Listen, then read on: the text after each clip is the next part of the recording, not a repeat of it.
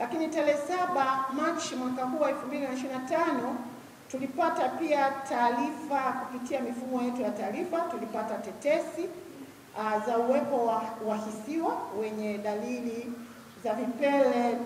na mambo mengine yanayoendana na ugonjwa wa mpox. Na ilipofika tarehe 9 Machi mwaka 2025 tulipomaliza kukamilisha uchunguzi wa kimaabara, tulithibitisha tarehe hiyo 9 kwamba nchi yetu ina wagonjwa wa mpox wawili kwa kuzingatia uchunguzi huo wa kimaabara. Lakini hata hivyo tunaendelea kufuatilia mwenendo wa wagonjwa lakini na wale waliotengamana ili kuendelea kuhakikisha kwamba Watanzania wanakuwa salama. Na kama mnavyofahamu, ugonjwa huu wa mpox unatokana na maambukizi kutoka kwa wanyama kuja kwa binadamu, na binadamu ana uwezo wa kumwambukiza mwenzake pale ambapo majimaji kutoka kwa binadamu yanagusana, mwenye ugonjwa yanagusana na binadamu mwenzake mwingine, ikiwa ni pamoja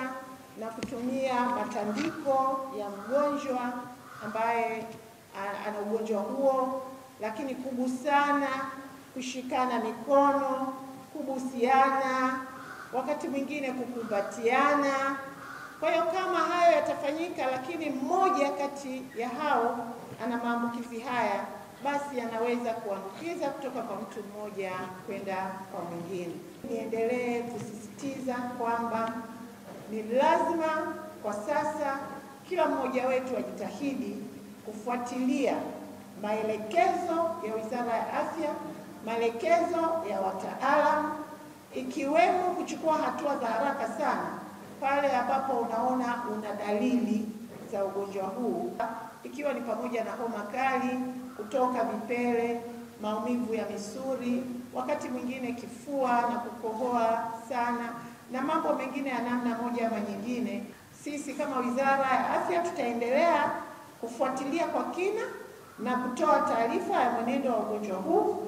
kadiri ya taarifa za ufuatiliaji zitakavyokuwa zinapatikana,